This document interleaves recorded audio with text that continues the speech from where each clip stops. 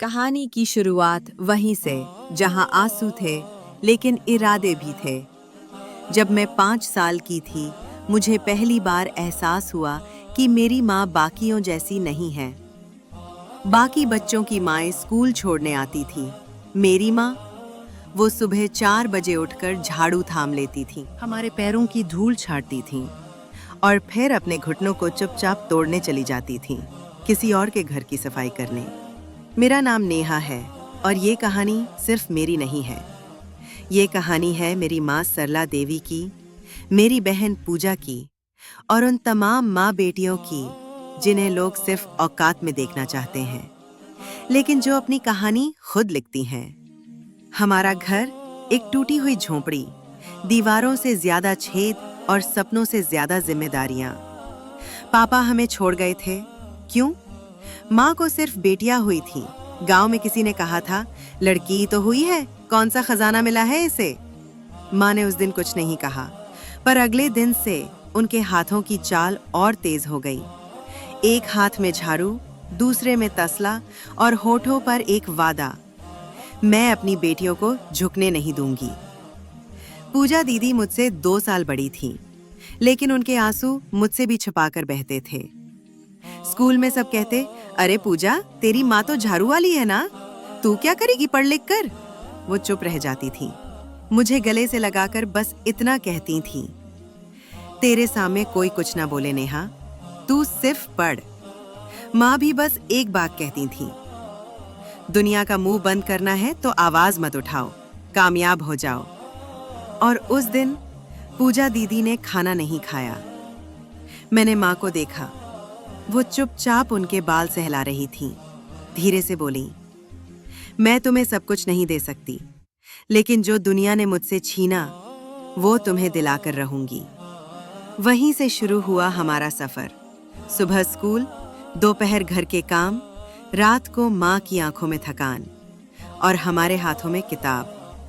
Fees भरने के पैसे नहीं थे, लेकिन माँ ने अपनी इकलौती सोने की चूड़ी निकाल ली। लोगों ने कहा, बेटियां हैं, कल किसी और के घर चली। हाँ, अमेरिका वाला MIT। और मैंने दिल्ली यूनिवर्सिटी में एडमिशन लिया।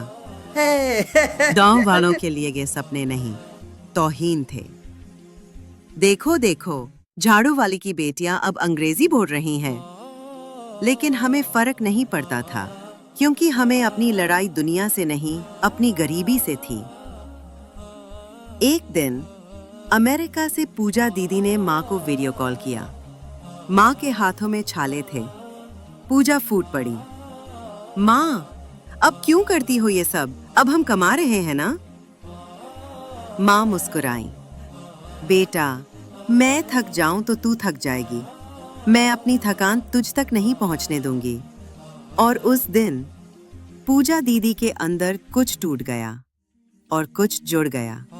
उन्होंने एक वादा किया, अब सिर्फ पढ़ूंगी नहीं, अब माँ जैसी लाखों औरतों की जिंदगी बदलूंगी। और वहीं से जन्म हुआ सरला टेक का, माँ के नाम पर बना एक ऐसा स्टार्टअप जहां घरेलू काम करने वाली औरतों को मिलता है सम्मान, मजदूरी और मेडिकल सुविधा। और मैं भारत में उसकी ब्रांच शुरू करने वाली पहली डायरेक्टर बनी। पहले महीने में 50 औरतें जुड़ी, फिर 100, फिर 1000। अब हमारी माँ, जिसे कभी झाड़ू वाली कहकर बुलाया जाता था, आज उसी गांव में एक ट्रेनिंग सेंटर चलाती हैं। और यही नहीं, गांव का वही ठाकुर साहब अब हमारी कंपनी से मदद मांगते हैं। कहानी तो अभी शुरू हुई है।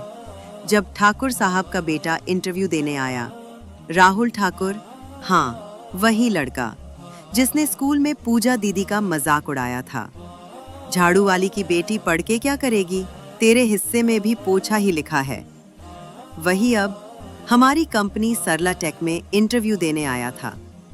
कर्म का चक्र घूमता है, लेकिन ये इतना साफ और सुंदर घूमेगा हमने कभी नहीं सोचा था।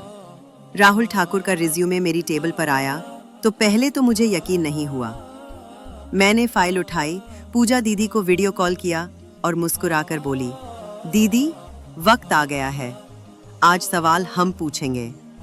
दीदी ने एक पल के लिए कुछ नहीं कहा, फिर बस एक लाइन, नेहा इंटरव्यू तू ले, और अंत में बस एक सवाल पूछना, अब भी हमें झाड़ू वाले सामने में। मैंने जानबूझकर उसे पहचानने का कोई संकेत नहीं दिया। वो थोड़ा घबराया हुआ था। शायद उसे अंदाजा नहीं था कि जिसे वो देख रहा है वो वही नेहा है जिसकी माँ को कभी वो लोग नौकरानी कहते थे। मैंने प्रोफेशनली सवाल किए, उसके अनुभव, स्किल्स, जॉब प्रोफाइल पर। राहुल कोशिश कर रहा था खुद को साबित करने की। और फिर इंटरव्यू के अंत में मैंने मुस्कुराकर पूछा, राहुल जी, एक आखिरी सवाल, आपको स्कूल में पूजा नाम की लड़की याद है? पूजा सरला देवी की बेटी। वो चौंक गया। मैंने आगे कहा, हाँ वही पूजा जिसने MIT से पढ़ाई की, और वही सरला देवी जिनकी पहचान कभी झाड़ू वाली थी। और अब आप उसी कंपनी में नौकरी मांग रहे हैं जिसकी नींव उस पूजा ने रखी थी। राहुल का चेहरा सफेद पड़ गया। उसकी आंखें नीचे झुक गईं। शब्द नहीं थे उसके पास। हम बदलते हैं, वक्त बदलता है, पर कुछ चेहरों की खामोशी सबसे बड़ा जवाब होती है। वो दिन जब मां मंच पर बुलाई गईं, सरला टेक को एक अंतर्राष्ट्रीय अवार्ड मिला था। हमें बुलाया गया एक इंटरनेशनल सेमिनार में, जहां कंपनी की फाउंडर सरला देवी को चीफ गेस्ट के तौर पर बुलाया गया। माँ घबरा रही थी। बेटा, मैं क्या कहूँगी वहाँ, मैं तो बस झाड़ू लगाना जानती हूँ। मैंने उनका हाथ थामा। माँ, आपने झाड़ू नहीं, इज्जत उठाई है, और उस इज्जत की आवाज़ सबको सुननी चाहिए। मंच पर माँ पहुँची। सामने हजारों लोग, तालियां, कैमरे, रोशनी, और माँ ने माइक उठाया। गला थोड़ा कांपा। फिर उन्होंने कहा, मुझे अंग्रेजी नहीं आती, पर इतना जानती हूँ कि मेरी बेटियाँ अब कभी नहीं झुकेंगी, क्योंकि मैंने उन्हें कभी झुकना सिखाया ही नहीं। मैं झाड़ू लगाती थी, लेकिन मेरी सोच हमेशा ऊंची थी। अब वो सोच उड़ रही है, और आप सब उसे देख रहे हैं। पूरा हॉल तालियों से गूंज उठा। माँ के आंसू बह रहे थे, लेकिन आज वो आंसू शर्म के नहीं, गर्व के थे। हमारा बदला कभी किसी को चोट पहुंचाना नहीं था। हमारा बदला था अपने हालात से, उस सोच से जो औरत को सीमित देखना चाहती है, उस नाम से जो माँ को सिर्फ झाड़ू वाली कहता था।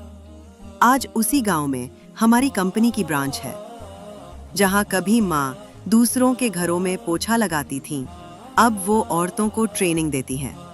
इज्जत कमानी पड़ती है, माँ कहती है, और मैंने अपनी बेटियों से वो कमवा ली। अब गांव की बेटियां स्कूल जाती हैं। अब कोई लड़की छुपकर नहीं रोती। अब कोई औकात की बात नहीं करता। अब सिर्फ एक बात होती है, नेहा दी, पूजा मैम और सरला जी वाली कहानी हमारी भी बन सकती है क्या? हम कहते हैं जरूर बन सकती है।